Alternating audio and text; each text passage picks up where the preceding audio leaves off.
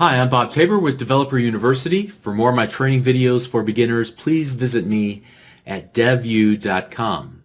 In the previous lesson, we looked at how to format strings and how to manipulate strings, whether it be for display or for the purpose of massaging data. In this lesson, we'll do the same thing except for dates. So we'll start off by talking about formatting dates and times. We'll look at how to add and subtract time to a given date. We'll look at how to create a date-time object that represents this moment in time, or the past, or the future. And then finally, we'll look at how to determine the length or the duration of time between two date-time objects. So to begin, I've created a new project called Dates and Times. Pause the video, please, and catch up with me.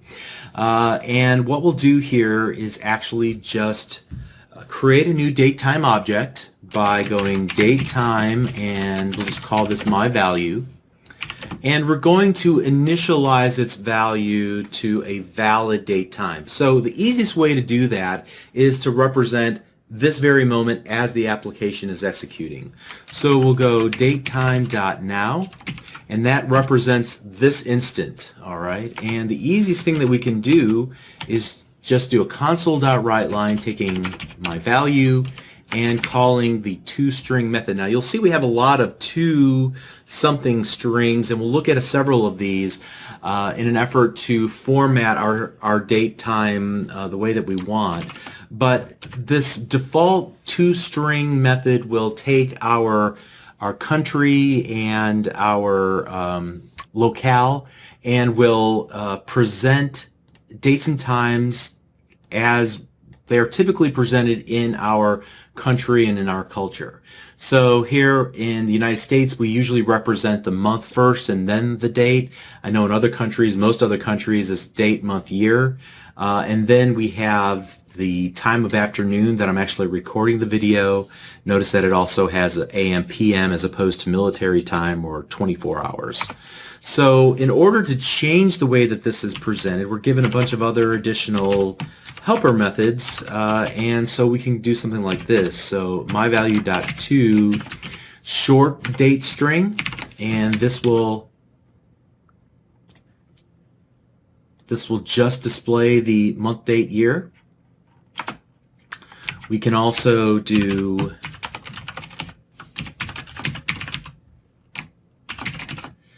and isolate the short time string. So here we just want to display what time of day it is. All right, 3:35 in the afternoon. Great. We can also choose a more long form version of the date.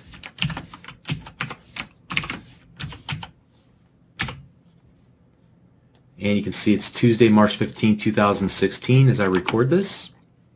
And we can do the same longer version for time as well. So my value.toLong time string.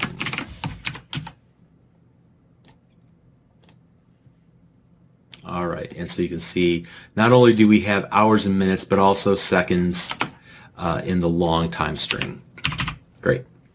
All right, so oftentimes what we'll want to do is do some date time math, which means we either want to add hours, minutes, I guess seconds, minutes, hours, days, months, years, whatever the case might be. But we can do it through a series of helper methods, the add methods. So here I'm just going to console writeLine, and we'll take my value, and we'll start off with something simple like add days. You can see that we can add milliseconds, seconds, hours, days, and everything up from there. So let's just do something simple like add days. So we'll add 3 days, and then we'll just do a to long date string on it like that.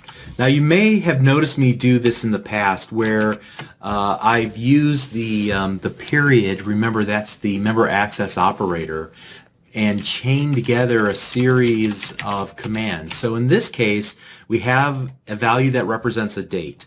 If I were to call the add days method, notice as I hover my mouse cursor over it that the return value of add days is another date time.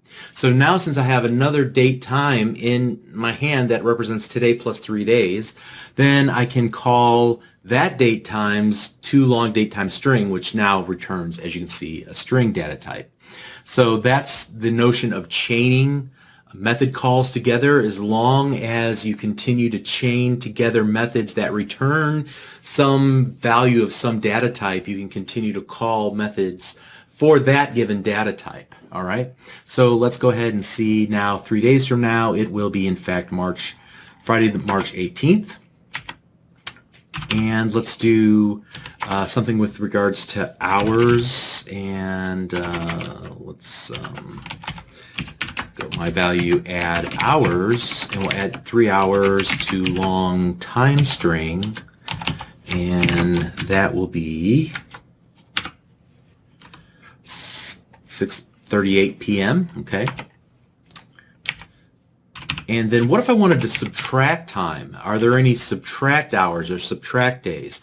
No. However, what you can do is simply use a negative number to subtract. So instead of adding days, I'll subtract days.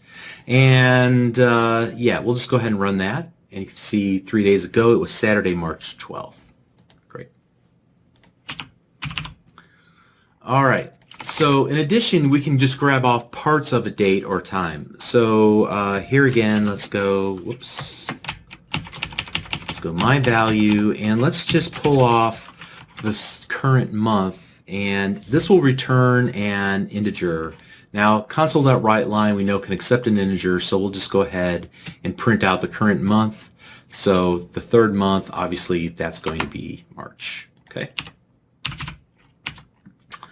All right, now we've looked at how to create the current date time, but what if I wanted to create a date time in the past or in the future?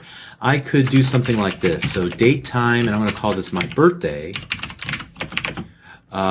And here again is that new keyword that I've hinted at a number of times. We will get to it. Don't worry, but I'm going to use it one more time. New date time, and I'm going to pass in the year 1969. The month, December, and then the day, the 7th. That was the day I was born. And so now what I can do is something like we've been doing up to this point, console.writeLine, and just my birthday, .to short date string, just to prove that it's a date just like the other dates that we've been working with. So 12/7/1969. All right. Now there's one final way to create a new date time, so let's create another version of birthday equals datetime.parse. Remember we've used int parse. We were able to take a string and turn it into an integer. Here we're going to take a string and turn it into a date, hopefully. So we'll just type in my birthday again one more time, and that should give us a date time object that represents December 7, 1969. And now what I'm going to do is try to determine how many hours that I've been alive or how many days I've been alive. Days is probably a more interesting number. And in order to represent a span of time, we're going to use a new data type called time span. So here I'm going to use a new time span, and we're going to call this my age equals datetime.now subtract, and the subtract method will take the current date and subtract whatever date we want to use. So in this case we'll use my birthday. Okay, so now that I have an object that represents a span of time, I can say represent that span of time in terms of days or years or whatever the case might be. So to do that, I'll go console.writeLine, and then I'll use this myAge dot, and here I can say give me the total number of days that I've been alive, and print those to screen. And you can see I've been alive, what, almost, well, 16,900 days. Whew. I'm getting old. Okay, I say that every time I record this video, and I feel older every time. So at any rate, here we were able to format dates for display. We're able to manipulate dates by adding and subtracting date and time, and then we're able to determine the difference between two dates using a time span object. We also talked about different ways to create a date, whether it be now or sometime in the past or future, by either just using one of the versions of the date time object's constructor, we'll talk about that later, or by using datetime.parse and passing in a string. Okay, so let's stop right there and we'll pick it up in the next lesson. Doing great. See you there. Thanks.